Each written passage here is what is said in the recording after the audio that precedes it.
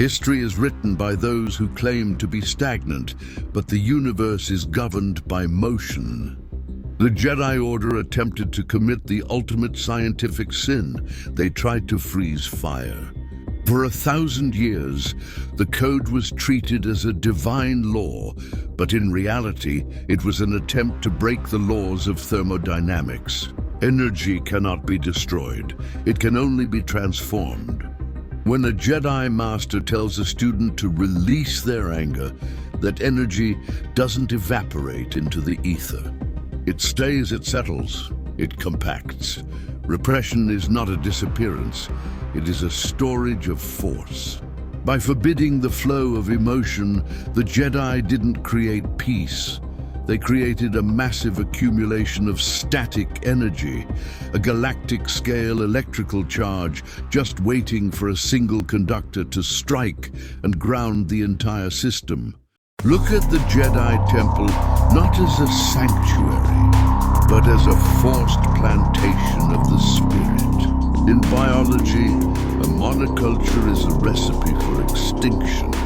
It is fragile, rigid, and incapable of adaptation.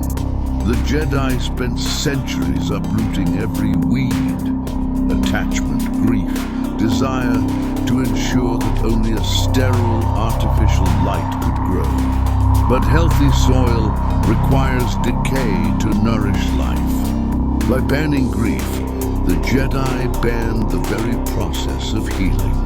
By banning love, they banned organic empathy. They created a forest of plastic, perfectly green, perfectly still, but without a single heartbeat. They confused silence with harmony, failing to realize that a forest without the sound of predators is not a paradise, but a graveyard waiting for a fire. Anakin Skywalker was not an anomaly. He was a patch of fertile, wild earth that refused to be paved over by the concrete of dogma. There is a profound irony in the Jedi's pursuit of weightlessness. They believed that by severing their ties to the world, they became more connected to the Force. In truth, they became spiritual ghosts. They lived in a room full of statues, pretending that mass and gravity no longer applied to them. But Anakin Skywalker had mass. He had the density of a man who had known slavery, loss, and the heat of a mother's son. When the gravity of his sorrow hit him, he looked for a pillar to lean on, but he found only shadows. The Jedi offered him logic when he needed skin. They offered him mantras when he needed a hand. The Masters couldn't support him, not because they were evil, but because they had spent lifetimes pretending that weight was a choice, and that suffering was merely an illusion of the unrefined mind. They let the Chosen One drown while preaching that water isn't wet. Repression is not a cure, it is a high-interest loan. Every emotion the Jedi suppressed was a debt they signed in the dark. For 10,000 years the interest accrued. Every muffled cry, every hidden romance, every swallowed rage added to the kinetic potential of the Order's eventual collapse. The Sith didn't need to build a weapon of mass destruction. They simply had to wait for the Jedi's emotional debt to be called due. The universe is an honest accountant, and it does not recognize the immunity of saints. You cannot legislate the heart without the heart eventually revolting against its captors. What the Jedi called discipline was actually a slow-motion implosion, a star that had stopped burning its fuel, collapsing inward under the sheer pressure of 10,000 years of unspoken truths. We blame the Chosen One for his betrayal, but we never analyze the laboratory conditions that created him.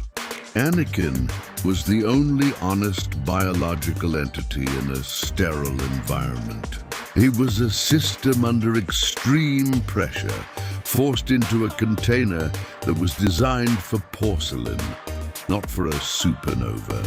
The Jedi Code functioned as a psychological straitjacket, rewarding compliance while punishing the very intensity that made him powerful. They tried to domesticate a storm and were shocked when it leveled the house.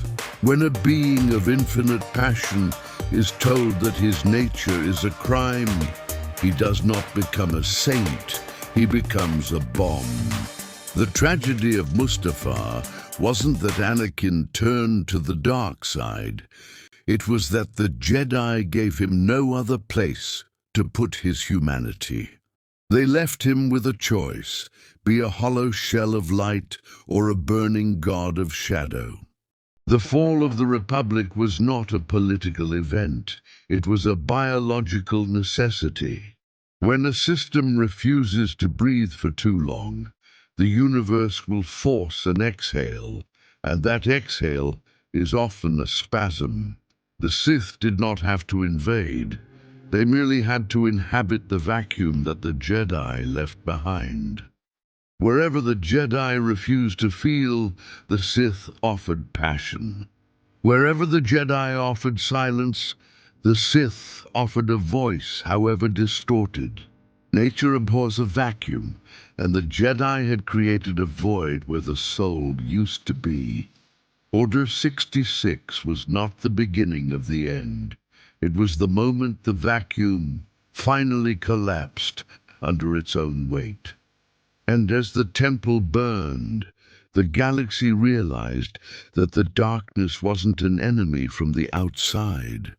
It was the long-denied shadow of the light, finally coming home to claim the space that was stolen from it. Perhaps the truest lesson of the stars is not in the grand battles or the heroes' journeys, but in the quiet spaces between them. In the cosmic dust from which all empires rise and fall, there is an echo of a deeper truth, that balance is not a static state, but a constant fluid dance. The galaxy breathes, and in its breath we find both the ruin of the past and the infinite possibilities of what is yet to be written.